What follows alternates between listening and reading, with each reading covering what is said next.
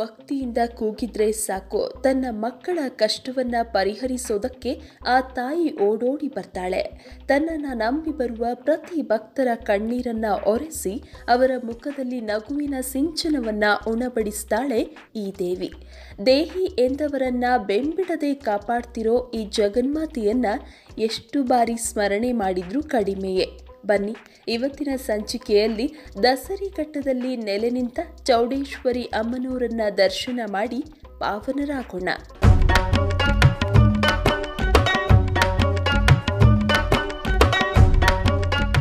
ಶುಭ್ರ ವರ್ಣದವಳಾದ ಈ ದೇವಿ ಶಿವ ಸ್ವರೂಪವನ್ನ ಹೊಂದಿ ಕೈಯಲ್ಲಿ ಶೂಲ, ಕಪಾಲ, ಖಡ್ಗವನ್ನ ಹಿಡಿದು ತನ್ನ ಸನ್ನಿಧಿಗೆ ಬರುವ ಎಲ್ಲ ಭಕ್ತರ ಮನೋಕಾಮನೆಗಳನ್ನ ಪೂರ್ತಿ ಮಾಡ್ತಾ ಇದ್ದಾಳೆ.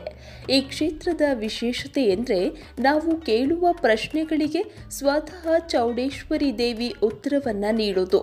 ಕನ್ನಡ, ಇಂಗ್ಲಿಷ್, ಹಿಂದಿ, ಕೊಂಕಣಿ, ತೆಲುಗು ಯಾವ ಭಾಷೆಯಲ್ಲಿ ನಾವು ಪ್ರಶ್ನೆಗಳನ್ನು ಕೇಳಿದ್ರೂ ಆ ತಾಯಿ ಕನ್ನಡ ಭಾಷೆಯಲ್ಲಿ ಉತ್ತರವನ್ನು ನೀಡ್ತಾಳೆ. ಇಂತಹ ಅಪರೂಪದ ದೇವಸ್ಥಾನವನ್ನ ನಾವು ಕರ್ನಾಟಕದಲ್ಲಿ ಬೇರೆಲ್ಲೂ ನೋಡೋದಕ್ಕೆ ಸಾಧ್ಯವಿಲ್ಲ. ಯಂತ್ರ ಮಂತ್ರ ಸಮಸ್ಯೆ, ಗ್ರಹದೋಷ ಸಮಸ್ಯೆ, ಸಂತಾನ ಪ್ರಾಪ್ತಿ, ವ್ಯವಹಾರ ವ್ಯಾಪಾರದ ಸಮಸ್ಯೆ, ಆರೋಗ್ಯ ಸಮಸ್ಯೆ, ಕೌಟುಂಬಿಕ ಸಮಸ್ಯೆ, ಮುಂದಿನ ಭವಿಷ್ಯದ ಬಗ್ಗೆ ಪ್ರಶ್ನೆಗಳಿದ್ರೆ ಈ ದೇವಿಯ ಬಳಿ ಉತ್ತರವನ್ನ ಪಡೆಯಬಹುದು. ದೇವಿಯ ಬಳಿ ಪ್ರಶ್ನೆ ಕೇಳುವವರು ಮೊದಲು ದೇವಸ್ಥಾನದ ಕೌಂಟರ್ನಲ್ಲಿ ಟಿಕೆಟ್ ಅನ್ನ ಪಡೆದು ಆಲಯದ ಪ್ರಾಂಗಣದಲ್ಲಿ ಕುಳಿತುಕೊಳ್ಬೇಕು. ನಂತರ ಪೂಜಾರಿಗಳು ಚೌಡೇಶ್ವರಿ ದೇವಿಯ ಪಂಚಲೋಹದ ವಿಗ್ರಹವನ್ನ ಅಕ್ಕಿ ಹಿಟ್ಟಿನ ಮೇಲೆ ಇಟ್ಟು ದೇವಿಯ ವಿಗ್ರಹದ ಮೇಲೆ ಒಂದು ಕಳಶವನ್ನ ಇಡ್ತಾರೆ. ನಂತರ ನಮ್ಮ ಮನದಾಳದಲ್ಲಿರುವ ಪ್ರಶ್ನೆಗಳನ್ನ ಅಕ್ಕಿ ಹಿಟ್ಟಿನ ಮೇಲೆ ಬರೆದರೆ ಆ ತಾಯಿ ಕಳಶದ ಮೂಲಕ ಉತ್ತರವನ್ನ ಬರೆದು ಸಮಸ್ಯೆಗೆ ಪರಿಹಾರವನ್ನ ಸೂಚಿಸ್ತಾಳೆ. ದೇವಿ ನೀಡಿದ ಉತ್ತರವನ್ನ ದೇವಸ್ಥಾನದ ಅರ್ಚಕರು ಭಕ್ತರಿಗೆ ತಿಳಿಸ್ತಾರೆ. ಈ ರೀತಿಯಾಗಿ ಎಲ್ಲಾ ಬಗೆಯ ಪ್ರಶ್ನೆಗಳಿಗೂ ಈ ದೇವಿ ಪರಿಹಾರವನ್ನ ಉತ್ತರ ರೂಪದಲ್ಲಿ ನೀಡ್ತಾಳೆ.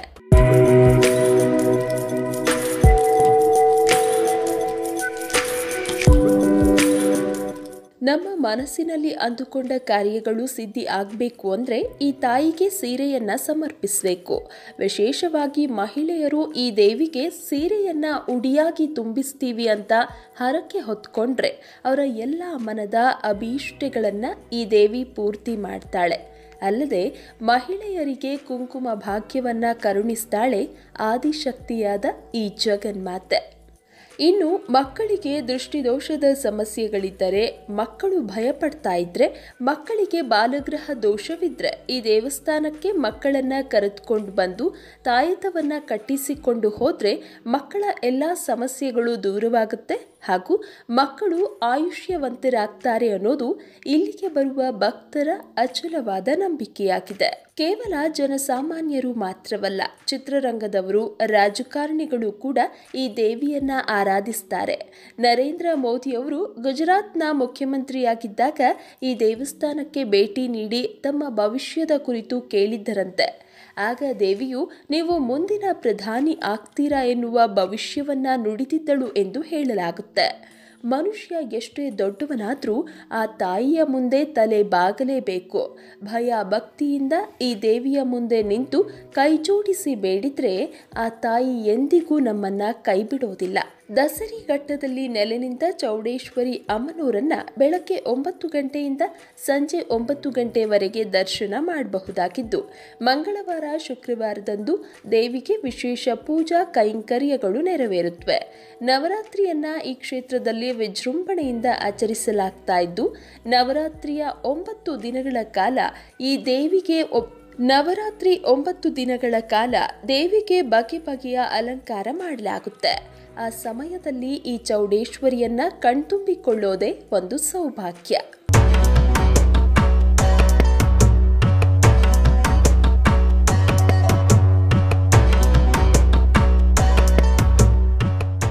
ಅತ್ಯಂತ ಶಕ್ತಿ ಶಕ್ತಿಶಾಲಿಯಾದ ದಸರಿಘಟ್ಟದ ಚೌಡೇಶ್ವರಿ ದೇವಸ್ಥಾನವು ಬೆಳಗಾವಿಯಿಂದ 439 ಕಿಲೋಮೀಟರ್, ಹುಬ್ಬಳ್ಳಿಯಿಂದ 341 ಕಿಲೋಮೀಟರ್, ಶಿವಮೊಗ್ಗದಿಂದ 145 ಕಿಲೋಮೀಟರ್, ಹಾಸನದಿಂದ 47 ಕಿಲೋಮೀಟರ್, ಬೆಂಗಳೂರಿನಿಂದ 155 ಕಿಲೋಮೀಟರ್ ಹಾಗೂ ತುಮಕೂರಿನಿಂದ 85 ಕಿಲೋಮೀಟರ್ ದೂರದಲ್ಲಿದ್ದು, ತುಮಕೂರಿನ ಸಮೀಪದ ತಿಪಟೂರಿನಿಂದ 10 ಕಿಲೋಮೀಟರ್ ದೂರದಲ್ಲಿದೆ. ಕೆಎಸ್ಆರ್ಟಿಸಿ ಬಸ್ ಮೂಲಕ ತಿಪಟೂರನ್ನ ತಲುಪಿ ಅಲ್ಲಿಂದ ಬಾಡಿಗೆ ಕಾರು ಅಥವಾ ಬಸ್ ಮೂಲಕ ದೇವಸ್ಥಾನಕ್ಕೆ ತಲುಪಬಹುದಾಗಿದೆ. ತಿಪಟೂರಿಗೆ ರೈಲ್ವೆ ಸೌಲಭ್ಯ ಕೂಡ ಇದೆ.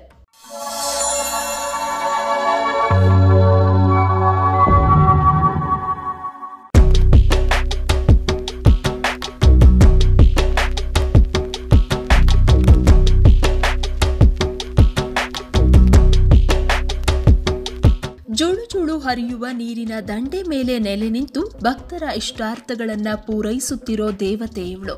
ತನ್ನನ್ನು ನಂಬಿರುವ ಭಕ್ತರನ್ನ ಕೈಬಿಡದೆ ಕಾಪಾಡುತ್ತಿದ್ದಾಳೆ ಈ ಜಗನ್ಮಾತೆ.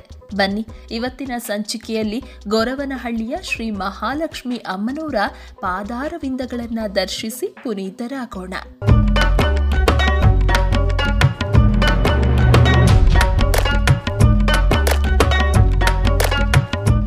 ನೊಂದ ಜನಕ್ಕೆ ಕಲ್ಪವೃಕ್ಷವಾಗಿ, ಹಸಿದವರಿಗೆ ಅನ್ನವನ್ನ ನೀಡುವ ಅನ್ನಪೂರ್ಣೇಶ್ವರಿಯಾಗಿ, ಭಕ್ತರ ಮನೋಭಿಷ್ಟಾರ್ಥಗಳನ್ನು ನೆರವೇರಿಸೋದಕ್ಕೋಸ್ಕರವೇ ಆ ಜಗನ್ಮಾತೆ ಮಹಾಲಕ್ಷ್ಮಿಯಾಗಿ ಗೊರವನಹಳ್ಳಿ ಶ್ರೀ ಕ್ಷೇತ್ರದಲ್ಲಿ ಬಂದು ನೆಲೆಸಿದ್ದಾಳೆ.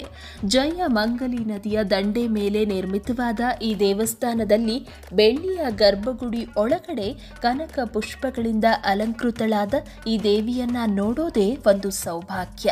ಸಂತಾನ ಇಲ್ಲದವರಿಗೆ ಸಂತಾನ ಭಾಗ್ಯ ಕರುಣಿಸೋ ಮಹಾತಾಯಿ ಈಕೆ. ಈ ಕ್ಷೇತ್ರಕ್ಕೆ ಬಂದು ನಾಗಪ್ಪ ಪೂಜೆಯನ್ನ ಮಾಡಿಸಿದ್ರೆ ಸಂತಾನ ಪ್ರಾಪ್ತಿಯಾಗುತ್ತೆ. ಅಲ್ಲದೆ ಇಲ್ಲಿಗೆ ಬಂದು ಕರಿಮಣಿ ಪೂಜೆ ಮಾಡಿಸುವ ಅವಿವಾಹಿತರಿಗೆ ಕಂಕಣ ಭಾಗ್ಯ ದೊರಕುತ್ತೆ. ಇನ್ನು ದೇವಿಯ ಸಾನ್ನಿಧ್ಯದಲ್ಲಿ ಬಂದು ಹಿಡಿಯಕ್ಕಿ ಪೂಜೆಯನ್ನ ಮಾಡಿಸುವವರ ಎಲ್ಲ ಮನೋಭಿಲಾಷೆಗಳನ್ನ ನೆರವೇರಿಸ್ತಾಳೆ ಈ ಮಹಾಲಕ್ಷ್ಮೀ ದೇವಿ. ಬೇಡಿ ಬಂದ ಭಕ್ತರ ಎಲ್ಲ ಕಷ್ಟಗಳನ್ನ ದೂರ ಮಾಡೋ ಈ ತಾಯಿಯನ್ನ ಇಷ್ಟಕಾಮಿತ ಪ್ರದಾಯಿನಿ ಎಂದು ಕರೆಯುತ್ತಾರೆ. ಈ ಪುಣ್ಯಕ್ಷೇತ್ರದ ಇತಿಹಾಸವನ್ನ ಗಮನಿಸಿದಾಗ ಹಿಂದೆ ಈ ಗ್ರಾಮದಲ್ಲಿ ಜಯಮಂಗಲಿ ನದಿಯು ಹರಿಯುತ್ತಿದ್ದ ಕಾರಣ ಯಥೇಚ್ಛ ವನಸಿರಿ ಮತ್ತು ಹುಲ್ಲುಗಾವಲು ಇತ್ತು. ಗೋವುಗಳಿಗೆ ಇದು ಆಶ್ರಯ ತಾಣವಾಗಿತ್ತು ಮತ್ತು ಎಲ್ಲೆಲ್ಲೂ ಅಂಬಾ ಎನ್ನುವ ಶಬ್ದ ಕೇಳಿ ಬರ್ತಾ ಇತ್ತು. ಗೋ ಎಂದರೆ ಹಸು, ರವ ಎಂದರೆ ಅಂಬಾ ಎನ್ನುವ ಶಬ್ದ ಎರಡೂ ಸೇರಿದಾಗ ಗೊರವಹಳ್ಳಿ ಎಂದಾಯಿತು. ಕಾಲಾನಂತರ ಜನರ ಬಾಯಲ್ಲಿ ಈ ಪ್ರದೇಶ ಗೊರವನಹಳ್ಳಿ ಎಂದು ಕರೆಯಲ್ಪಡ್ತಾ ಇದೆ.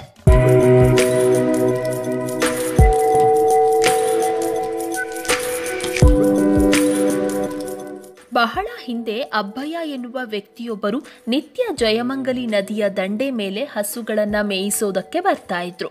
ಒಂದಿನ ಮನೆಗೆ ತೆರಳುವಾಗ ನದಿ ನೀರಿನಿಂದ ನನ್ನನ್ನ ನಿಮ್ಮ ಮನೆಗೆ ಕರ್ಕೊಂಡು ಹೋಗು ಎನ್ನುವ ಸ್ತ್ರೀಯ ಅಶರೀರವಾಣಿ ಕೇಳಿಸುತ್ತೆ. ಸ್ವಲ್ಪ ದಿನಗಳ ನಂತರ ಅಬ್ಬಯ್ಯ ಭೂತವಾದರೆ ನನ್ನೊಟ್ಟಿಗೆ ಬರಬೇಡ, ದೇವರಾದರೆ ನನ್ನ ಜೊತೆ ಬಾ ಎಂದು ನದಿಯ ಹತ್ತಿರ ನಿಂತು ಹೇಳ್ತಾನೆ. ಆವಾಗ ಶಂಖ ಚಕ್ರ ಸಹಿತವಾದ ಸ್ವಯಂಭೂ ಮಹಾಲಕ್ಷ್ಮಿಯ ವಿಗ್ರಹ ಕೆರೆಯಿಂದ ಎದ್ದು ಶಿಲಾರೂಪದಲ್ಲಿ ಮೇಲೆ ಬರುತ್ತೆ. ಈ ವಿಗ್ರಹವನ್ನ ಅತ್ಯಂತ ಭಕ್ತಿ ಭಾವದಿಂದ ಮನೆಯೊಳಗೆ ಇಟ್ಟು ಪೂಜೆ ಮಾಡಲಾರಂಭಿಸಲಾಗುತ್ತೆ. ಈ ರೀತಿಯಾಗಿ ಮಹಾಲಕ್ಷ್ಮಿಯು ಈ ಊರಿನಲ್ಲಿ ಬಂದು ನೆಲೆಸಿದ್ದಾಳೆ ಎಂದು ಇಲ್ಲಿನ ಸ್ಥಳ ಪುರಾಣ ಹೇಳುತ್ತೆ. ಈ ಕ್ಷೇತ್ರ ಮತ್ತಷ್ಟು ಪ್ರಸಿದ್ಧಿಯಾಗೋದಕ್ಕೆ ಕಾರಣ ದಿವಂಗತ ಕಮಲಮ್ಮನವರು. ಸಾಕ್ಷಾತ್ ಮಹಾಲಕ್ಷ್ಮಿಯ ಅಂಶವಾದ ಕಮಲಮ್ಮನವರು ದೇವಿಗೆ ದೇವಸ್ಥಾನವನ್ನ ಕಟ್ಟಿಸಿದ್ದಾರೆ. ತಮ್ಮ ಅಂತರಂಗದ ಭಕ್ತಿಯಿಂದಲೇ ದೇವಿ ಬಳಿ ಮಾತನಾಡಿ ಬರುವ ಪ್ರತಿ ಭಕ್ತಾದಿಗಳ ಕಷ್ಟವನ್ನ ದೂರ ಮಾಡಿದ ಈ ತಾಯಿಯನ್ನ ಕಲಿಯುಗದ ದೇವತೆ ಎಂದೇ ಕರೆಯಲಾಗುತ್ತೆ. ಇಷ್ಟು ಮಾತ್ರವಲ್ಲ, ಗೊರವನಹಳ್ಳಿ ಮಹಾಲಕ್ಷ್ಮೀ ದೇವಿಯ ಶಕ್ತಿ ಪವಾಡಗಳನ್ನು ಜಗತ್ತಿಗೆ ಪರಿಚಯಿಸಿದ ಮಹಾನ್ ಸಾಧ್ವಿಮಣಿ ಈ ಕಮಲಮ್ಮನವರು. ಅಂದು ಈ ತಾಯಿ ಕಟ್ಟಿದ ಪುಟ್ಟ ದೇವಸ್ಥಾನವು ಇಂದು ಬೃಹದಾಕಾರವಾಗಿ ಬೆಳೆದು ನಿಂತಿದೆ.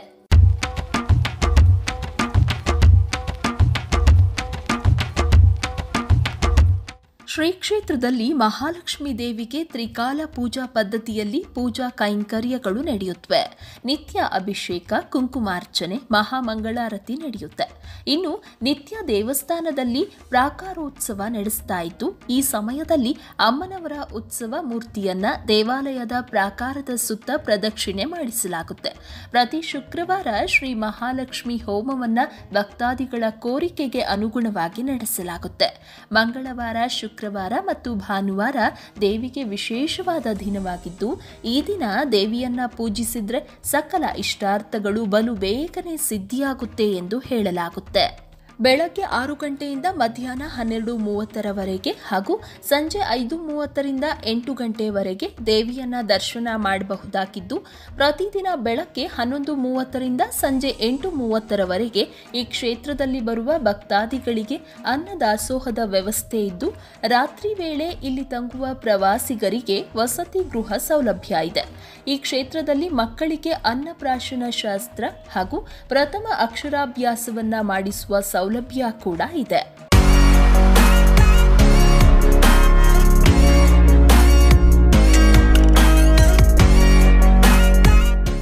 ಈ ದೇವಸ್ಥಾನಕ್ಕೆ ಭೇಟಿ ನೀಡಿದ್ರೆ ಇಲ್ಲಿ ಮಹಾಲಕ್ಷ್ಮೀ ದೇವಿಯನ್ನ ಮಾತ್ರವಲ್ಲ, ಮಾತೆ ಕಮಲಮ್ಮನವರ ಮೂಲ ಬೃಂದಾವನ, ಓಣಿ ನಾಗಪ್ಪನ ದೇವಾಲಯ, ಶ್ರೀ ರೇಣುಕಾದೇವಿ ಎಲ್ಲಮ್ಮ ದೇವಾಲಯವನ್ನ ದರ್ಶಿಸಬಹುದಾಗಿದೆ. ಗೊರವನಹಳ್ಳಿಯು ತುಮಕೂರು ಜಿಲ್ಲೆಯ ಕೊರಟಗೆರೆ ತಾಲೂಕಿನಲ್ಲಿದ್ದು, ತುಮಕೂರು ಜಿಲ್ಲಾ ಭಾಗದಿಂದ ಊರ್ಡಿಗೆರೆ ಮಾರ್ಗವಾಗಿ ಬಸ್ನಲ್ಲಿ ಪ್ರಯಾಣ ಮಾಡಿದ್ರೆ ಶ್ರೀ ಕ್ಷೇತ್ರವನ್ನ ತಲುಪಬಹುದಾಗಿದೆ. ಇನ್ನು ಕೊರಟಗೆರೆಯಿಂದ ಬಸ್ ಮತ್ತು ಆಟೋ ಮೂಲಕ ಕೂಡ ಈ ದೇವಾಲಯಕ್ಕೆ ತೆರಳಬಹುದಾಗಿದ್ದು, ಬೆಂಗಳೂರಿನಿಂದ ಈ ಕ್ಷೇತ್ರಕ್ಕೆ ನೇರವಾದ ಬಸ್ ವ್ಯವಸ್ಥೆ ಇದ್ದು, ಗೌರಿಬಿದನೂರಿನ ಮೂಲಕವಾಗಿಯೂ ಈ ದೇವಸ್ಥಾನವನ್ನ ತಲುಪಬಹುದಾಗಿದೆ.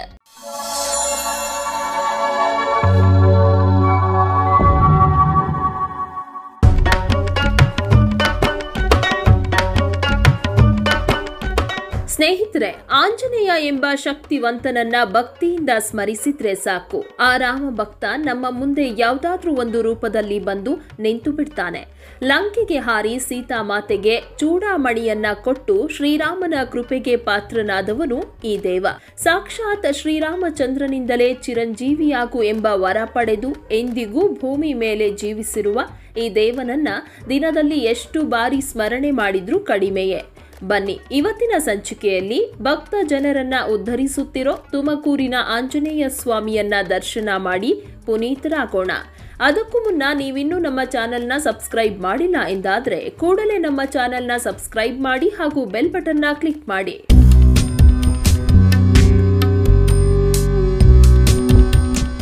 ಕೋಟೆ ಆಂಜನೇಯ ಸ್ವಾಮಿ ದೇಗುಲದ ಪ್ರಮುಖ ಆಕರ್ಷಣೆ ಎಂದರೆ 75 ಅಡಿ ಎತ್ತರದ ಆಂಜನೇಯ ಸ್ವಾಮಿಯ ಏಕಶಿಲಾ ಮೂರ್ತಿಯಾಗಿದ್ದು, ಹೆಗಲ ಮೇಲೆ ಶ್ರೀರಾಮ ಹಾಗೂ ಲಕ್ಷ್ಮಣನನ್ನ ಹೊತ್ತ ಆಂಜನೇಯ ಸ್ವಾಮಿಯನ್ನ ನೋಡೋದೇ ಕಣ್ಣಿಗೊಂದು ಹಬ್ಬವಾಗಿದೆ. ನೀಳಕಾಯದ ದೇಹವನ್ನ ಹೊಂದಿದ ಈ ಸ್ವಾಮಿಯು ಕೈಯಲ್ಲಿ ಕಡಗ, ಕಾಲ ಬಳಿ ಗದೆಯನ್ನ ಹಿಡಿದು ಬಹುವರ್ಣದಿಂದ ಭಕ್ತಾದಿಗಳನ್ನ ತನ್ನ ಬಳಿ ಸೆಳೆಯುತ್ತಲಿದ್ದಾನೆ. ಈ ಬೃಹತ್ ಹನುಮನ ವಿಗ್ರಹವನ್ನ ದಾಟಿ ಒಳಗಡೆ ಹೋದ್ರೆ ದೇಗುಲದ ಗರ್ಭಗುಡಿಯೊಳಗೆ ವ್ಯಾಸರಾಜರಿಂದ ಪ್ರತಿಷ್ಠಾಪನೆಗೊಂಡ ಹನುಮಂತನ ಮೂಲ ಮೂರ್ತಿ ಇದ್ದು, ಈ ದೇವನ ಎದುರು ಭಕ್ತಿಯಿಂದ ನಿಂತು ಏನನ್ನೇ ಬೇಡಿಕೊಂಡ್ರು ಆ ದೇವ ನಮ್ಮೆಲ್ಲ ಕೋರಿಕೆಗಳನ್ನ ಕ್ಷಣ ಮಾತ್ರದಲ್ಲಿ ಈಡೇರಿಸ್ತಾನೆ ಎಂದು ಹೇಳಲಾಗುತ್ತೆ. 500 ವರ್ಷಗಳಷ್ಟು ಪುರಾತನವಾದ ಈ ದೇವಾಲಯದ ಬೆಳ್ಳಿಯ ಗರ್ಭಗೃಹದಲ್ಲಿ 7 ಅಡಿ ಎತ್ತರವಿರುವ ಕೃಷ್ಣವರ್ಣದ ಆಂಜನೇಯ ಸ್ವಾಮಿಯು ಕೈಯಲ್ಲಿ ಗದೆ, ಬಲಗೈಯಲ್ಲಿ ವರದ ಮುದ್ರೆಯನ್ನ ಹೊಂದಿ ಸರ್ವಾಲಂಕೃತ ಭೂಷಿತನಾಗಿ ಭಕ್ತರಿಗೆ ತನ್ನ ದಿವ್ಯ ರೂಪವನ್ನ ತೋರುತ್ತಿದ್ದಾನೆ.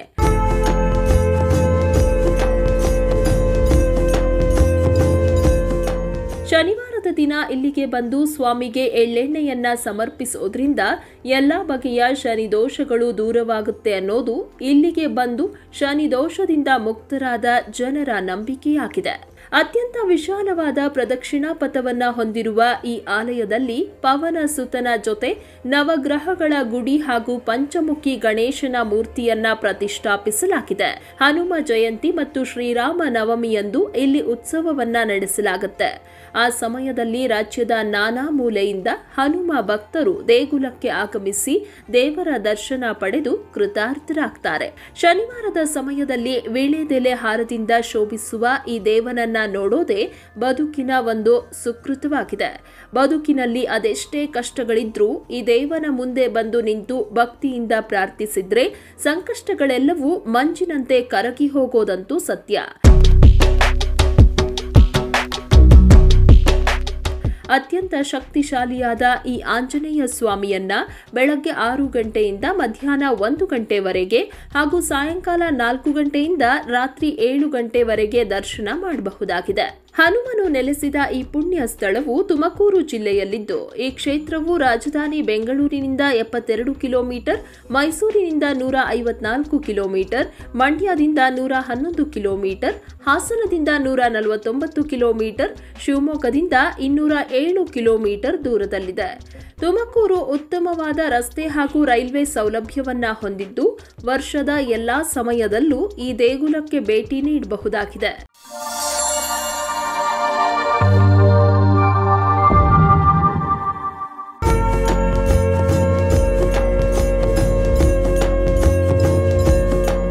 ಸ್ನೇಹಿತರೆ, ನಮ್ಮ ನಾಡು ಅನೇಕ ಸಿದ್ಧಿ ಪುರುಷರ ತವರೂರು. ಅದರಲ್ಲೂ ಯೋಗಿಗಳು ತಪಸ್ಸನ್ನಾಚರಿಸಲು ಆಯ್ದುಕೊಳ್ಳುತ್ತಿದ್ದ ಗುಹೆಗಳು ಇಂದಿಗೂ ಪವಿತ್ರ ತಾಣಗಳು ಎನಿಸಿಕೊಂಡಿವೆ. ಬನ್ನಿ, ಇವತ್ತಿನ ಸಂಚಿಕೆಯಲ್ಲಿ ಸಂಜೀವಿನಿ ಗಿಡಗಳಿಂದ ಸಂಪತ್ಭರಿತವಾದ ಸಿದ್ಧರ ಬೆಟ್ಟವನ್ನ ದರ್ಶನ ಮಾಡಿ ಸಿದ್ದೇಶ್ವರನ ಕೃಪೆಗೆ ಪಾತ್ರರಾಗೋಣ. ಆದ್ರೆ ಅದಕ್ಕೂ ಮುನ್ನ ನೀವಿನ್ನೂ ನಮ್ಮ ಚಾನೆಲ್ನ ಸಬ್ಸ್ಕ್ರೈಬ್ ಮಾಡಿಲ್ಲ ಎಂದಾದ್ರೆ ಕೂಡಲೇ ನಮ್ಮ ಚಾನೆಲ್ನ ಸಬ್ಸ್ಕ್ರೈಬ್ ಮಾಡಿ ಹಾಗೂ ಬೆಲ್ ಬಟನ್ನ ಕ್ಲಿಕ್ ಮಾಡಿ.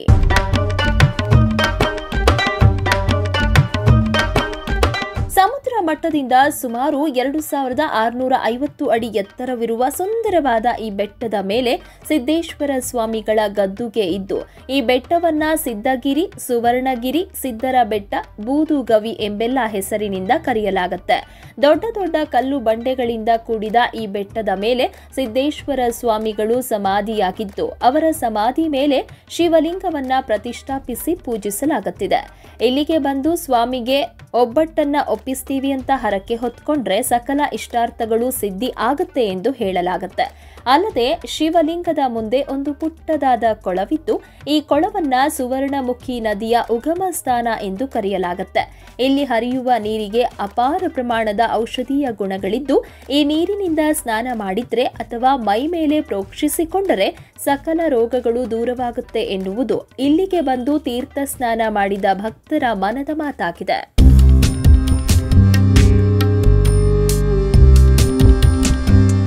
ಇನ್ನು ಈ ಕ್ಷೇತ್ರಕ್ಕೂ ರಾಮಾಯಣ ಕಾಲಕ್ಕೂ ಒಂದು ಬಿಡಿಸಲಾರದ ನಂಟಿದ್ದು, ಇಲ್ಲಿನ ಸ್ಥಳ ಪುರಾಣದ ಪ್ರಕಾರ ಶ್ರೀರಾಮ ಲಕ್ಷ್ಮಣರು ರಾವಣನ ಜೊತೆ ಯುದ್ಧ ಮಾಡುವಾಗ ಯುದ್ಧದಲ್ಲಿ ಲಕ್ಷ್ಮಣ ಮೂರ್ಛೆ ಹೋಗ್ತಾನೆ. ಆಗ ಹನುಮಂತನು ಸಂಜೀವಿನಿ ಪರ್ವತವನ್ನೆತ್ತಿಕೊಂಡು ಬರುತ್ತಾನೆ. ಹೀಗೆ ಆಂಜನೇಯನು ಸಂಜೀವಿನಿ ಪರ್ವತವನ್ನ ಹೊತ್ತುಕೊಂಡು ಬರುವಾಗ ಆ ಪರ್ವತದ ಸಣ್ಣ ತುಣುಕೊಂದು ಈ ಸಿದ್ಧರ ಬೆಟ್ಟದ ಮೇಲೆ ಬಿತ್ತೆಂಬ ಪ್ರತೀತಿ ಇದೆ. ಹೀಗಾಗಿಯೇ ಈ ಕ್ಷೇತ್ರದಲ್ಲಿ ರೋಗಗಳನ್ನ ದೂರ ಮಾಡುವ ಸಂಜೀವಿನಿ ಸಸ್ಯಗಳು ಬೆಳೆಯುತ್ತವೆ ಎಂದು ಹೇಳಲಾಗುತ್ತೆ. ಹೇರಳವಾದ ವನರಾಶಿಯನ್ನ ಹೊಂದಿರುವ ಇಲ್ಲಿನ ಸಸ್ಯ ಪ್ರಭೇದಗಳು ಭಾರತದಲ್ಲಿ ಮತ್ತೆಲ್ಲೂ ಕಾಣುವುದಕ್ಕೆ ಸಾಧ್ಯವಿಲ್ಲ ಎನ್ನಲಾಗುತ್ತೆ. ಈ ಕಾರಣದಿಂದಲೇ ಈ ತಪೋಕ್ಷೇತ್ರವನ್ನ ಕರ್ನಾಟಕ ಸಂಜೀವಿನಿ ಬೆಟ್ಟ ಎಂದು ಕರೆಯಲಾಗುತ್ತೆ. ಇಲ್ಲಿನ ಕಲ್ಲು ಬಂಡೆಯ ಗವಿಯೊಳಗಡೆ ರೇವಣ ಸಿದ್ದೇಶ್ವರರು, ಎಡೆಯೂರಿನ ಸಿದ್ದಲಿಂಗೇಶ್ವರರು, ಗೋಸಲ ಸಿದ್ದೇಶ್ವರರು, ಅಡವಿ ಸಿದ್ದೇಶ್ವರರು ಹೀಗೆ ಇನ್ನು ಅನೇಕ ಸಿದ್ಧಿ ಪುರುಷರು ತಪಸ್ಸನ್ನಾಚರಿಸಿದ್ದಾರೆ. ಹೀಗಾಗಿ ಈ ಕ್ಷೇತ್ರಕ್ಕೆ ಬಂದರೆ ಮನದಲ್ಲಿರುವ ಕಾರ್ಯಗಳು ಸಿದ್ಧಿ ಆಗುತ್ತವಂತೆ.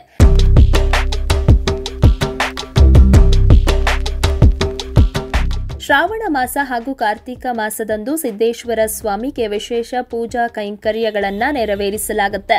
ಇಲ್ಲಿಗೆ ಬರುವ ಪ್ರತಿ ಭಕ್ತಾದಿಗಳಿಗೂ ಉಚಿತವಾದ ಅನ್ನದಾಸೋಹದ ವ್ಯವಸ್ಥೆ ಇದ್ದು, ಪ್ರತಿ ಸೋಮವಾರ ಸಿದ್ದೇಶ್ವರರಿಗೆ ರುದ್ರಾಭಿಷೇಕವನ್ನ ಸಲ್ಲಿಸಲಾಗುತ್ತೆ. ಮಹಾಮಹಿಮರ ತಪಸ್ಸಿನಿಂದ ಜಾಗೃತವಾದ ಈ ಕ್ಷೇತ್ರಕ್ಕೆ ಬೆಳಗ್ಗೆ 6ರಿಂದ ಸಂಜೆ 6 ಗಂಟೆವರೆಗೆ ಭೇಟಿ ನೀಡಬಹುದಾಗಿದೆ. ಸಿದ್ದರ ಬೆಟ್ಟವು ತುಮಕೂರು ಜಿಲ್ಲೆಯ ತೋವಿನಕೆರೆ ಮಾರ್ಗದಲ್ಲಿ ಸಾಗುವ ತುಂಬಾಡಿಯ ಸಮೀಪದಲ್ಲಿರುವ ಪುಣ್ಯ ಕ್ಷೇತ್ರವಾಗಿದ್ದು, ಈ ಜಾಗೃತ ಸ್ಥಳವು ರಾಜಧಾನಿ ಬೆಂಗಳೂರಿನಿಂದ 100 ಕಿಲೋಮೀಟರ್, ಹಾಸನದಿಂದ 179 ಕಿಲೋಮೀಟರ್, ತುಮಕೂರಿನಿಂದ 32 ಕಿಲೋಮೀಟರ್, ತುಂಬಾಡಿಯಿಂದ 12 ಕಿಲೋಮೀಟರ್ ದೂರದಲ್ಲಿದೆ. ತುಮಕೂರಿನಿಂದ ಸಿದ್ದರ ಬೆಟ್ಟಕ್ಕೆ ಸಾಕಷ್ಟು ಬಸ್ ಸೌಲಭ್ಯವಿದ್ದು, ತುಂಬಾಡಿಯಿಂದ ಬಾಡಿಗೆ ವಾಹನ ಮಾಡಿಸಿಕೊಂಡು ಕೂಡ ಈ ಕ್ಷೇತ್ರಕ್ಕೆ ತಲುಪಬಹುದಾಗಿದೆ.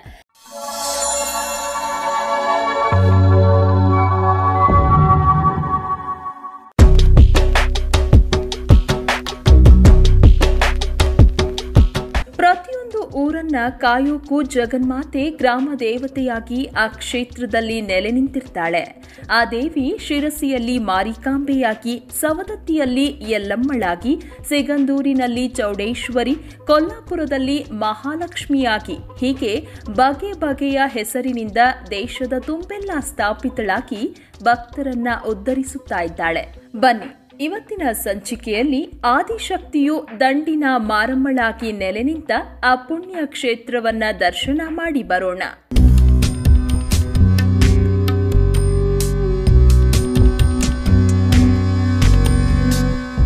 ದಂಡಿನ ಮಾರಮ್ಮ ದೇಗುಲವು ಸುಮಾರು 600 ವರ್ಷಗಳಷ್ಟು ಪುರಾತನವಾಗಿದ್ದು, ಇಲ್ಲಿನ ಮೂಲ ಮೂರ್ತಿಯನ್ನ ಶ್ರೀಚಕ್ರದ ಪೀಠದ ಮೇಲೆ ವ್ಯಾಸ ಮುನಿಗಳು ಪ್ರತಿಷ್ಠಾಪನೆ ಮಾಡಿದರೆಂಬ ಉಲ್ಲೇಖವಿದೆ. ಮಧುಗಿರಿ ಊರನ್ನ ಈ ಗ್ರಾಮ ದೇವತೆ ರಕ್ಷಣೆ ಮಾಡ್ತಾ ಇದ್ದು, ದೇಗುಲದ ಮುಂದುಗಡೆ 4 ಕಲ್ಲುಗಳಿಂದ ಕೆತ್ತಿಸಿದ ದ್ವಾರಗಳು ಇದೆ. ಎಡ ಬಲದಲ್ಲಿರುವ ಕಂಬಗಳ ಮೇಲೆ ರಾಕ್ಷಸರ ತಲೆಗಳ ಕೆತ್ತನೆ ಇದ್ದು, ಗರ್ಭಗೃಹದ ಬಾಗಿಲುಗಳ ಮೇಲೆ ಸೂರ್ಯ, ಚಂದ್ರ, ನವಿಲುಗರಿ ಮತ್ತು ಸುಂದರವಾದ ಹೂವಿನ ಚಿತ್ರಗಳನ್ನು ಚಿತ್ರಿಸಲಾಗಿದೆ. ಸಾಮಾನ್ಯವಾಗಿ ನಾವು ಎಲ್ಲಾ ದೇಗುಲವನ್ನ ವಾರದ ಎಲ್ಲಾ ದಿನಗಳು ಕೂಡ ದರ್ಶನ ಮಾಡ್ತೀವಿ. ಆದರೆ ಈ ದೇವಿಯನ್ನ ನಾವು ಮಂಗಳವಾರ ಮತ್ತು ಶುಕ್ರವಾರ ಮಾತ್ರ ದರ್ಶನ ಮಾಡಬಹುದಾಗಿದೆ. ದೇವಿಯು ಕೈಯಲ್ಲಿ ತ್ರಿಶೂಲ, ಖಡ್ಗ, ಅಭಯ ಹಸ್ತವನ್ನ ಹಿಡಿದು ದೊಡ್ಡದಾದ ಕಣ್ಣು, ಕೆಂಪು ವರ್ಣದ ಮುಖದಿಂದ ಶೋಭಿಸ್ತಾ ತಲೆಯಲ್ಲಿ ಕಿರೀಟವನ್ನ ಹೊತ್ತು ಭಕ್ತರಿಗೆ ದರ್ಶನವನ್ನ ನೀಡ್ತಾ ಇದ್ದಾಳೆ. ಇಲ್ಲಿಗೆ ಬಂದು ನಿಂಬೆ ಹಣ್ಣಿನ ದೀಪವನ್ನ ಹಚ್ಚುತ್ತೀವಿ ಅಂತ ಹರಕೆ ಹೊತ್ತುಕೊಂಡರೆ ಮನಸ್ಸಿನ ಎಲ್ಲ ಇಷ್ಟಾರ್ಥಗಳು ಬಲು ಬೇಗ ಸಿದ್ಧಿಯಾಗುತ್ತೆ ಅನ್ನೋದು ಇಲ್ಲಿಗೆ ಬಂದು ದೀಪ ಹಚ್ಚುವ ಭಕ್ತರ ಅಚಲವಾದ ನಂಬಿಕೆಯಾಗಿದೆ.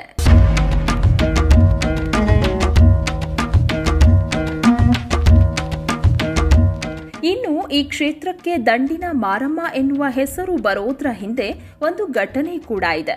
ಹಿಂದೆ ರಾಜರಾಳ್ವಿಕೆಯ ಕಾಲದಲ್ಲಿ ಸೈನಿಕರು ಪುರ ಪ್ರವೇಶಿಸುವ ಮುನ್ನ ಈ ದೇವಾಲಯಕ್ಕೆ ಬಂದು ದೇವಿಗೆ ಪೂಜೆ ಸಲ್ಲಿಸುತ್ತಿದ್ದರಂತೆ. ಆ ದೇವಿಯ ಕೃಪೆಯಿಂದ ಯುದ್ಧಕ್ಕೆ ಹೋದ ಸೈನಿಕರು ಯಾವುದೇ ಪ್ರಾಣಾಪಾಯವಿಲ್ಲದೆ ಹಿಂತಿರುಗ್ತಾ ಇದ್ರು. ಈ ತಾಯಿಯು ದಂಡು ದಂಡಾಗಿರುವ ಸೈನಿಕರನ್ನ ರಕ್ಷಿಸ್ತಾ ಇದ್ದ ಕಾರಣ ಈ ಕ್ಷೇತ್ರಕ್ಕೆ ದಂಡಿನ ಮಾರಮ್ಮ ದೇಗುಲ ಎನ್ನುವ ಹೆಸರು ಬಂದಿದೆ ಎಂದು ಹೇಳಲಾಗುತ್ತೆ. ಇಂದಿಗೂ ಈ ಊರಿನಲ್ಲಿ ಶುಭ ಕಾರ್ಯ ಮಾಡುವ ಮುನ್ನ ಗ್ರಾಮ ದೇವತೆಯಾದ ಮಾರಮ್ಮನಿಗೆ ಪೂಜೆ ಸಲ್ಲಿಸೋದು ವಾಡಿಕೆಯಾಗಿದೆ. ಪ್ರತಿ ವರ್ಷ ಯುಗಾದಿ ಹಬ್ಬಕ್ಕೂ ಮುನ್ನ ಇಲ್ಲಿ ಬೃಹತ್ ಜಾತ್ರೆ ನಡೆಯುತ್ತೆ. ಬರೋಬ್ಬರಿ 11 ದಿನಗಳ ಕಾಲ ಈ ಕ್ಷೇತ್ರದಲ್ಲಿ ಜಾತ್ರೆ ಮಾಡಲಾಗ್ತಾ ಇದ್ದು, ಅದರಲ್ಲಿ ದನಗಳ ಜಾತ್ರೆ, ಕೆಂಡದಲ್ಲಿ ಮಡಿಲು ತುಂಬುವ ಜಾತ್ರೆ, ಬೆಳ್ಳಿಯ ಜಾತ್ರೆ ಹೆಚ್ಚು ಪ್ರಸಿದ್ಧಿಯಾಗಿದೆ. ಈ ಸಂದರ್ಭದಲ್ಲಿ ಕರ್ನಾಟಕ ಮಾತ್ರವಲ್ಲ, ತಮಿಳುನಾಡು, ಆಂಧ್ರ ಪ್ರದೇಶಗಳಿಂದಲೂ ಜನರು ಆಗಮಿಸಿ ದೇವಿಯ ದರ್ಶನ ಮಾಡಿ ಕೃತಾರ್ಥರಾಗ್ತಾರೆ. ಈ ದೇವಾಲಯದಲ್ಲಿರುವ ದೇವಿಯನ್ನ ಮಂಗಳವಾರ ಮತ್ತು ಶುಕ್ರವಾರ ಮಾತ್ರ ದರ್ಶನ ಮಾಡಬಹುದಾಗಿದ್ದು, ಈ ದಿನ ಬೆಳಗ್ಗೆ 6 ಗಂಟೆಯಿಂದ ಸಂಜೆ 7 ಗಂಟೆವರೆಗೆ ದೇವಿಯನ್ನ ಸಂದರ್ಶಿಸಬಹುದಾಗಿದೆ.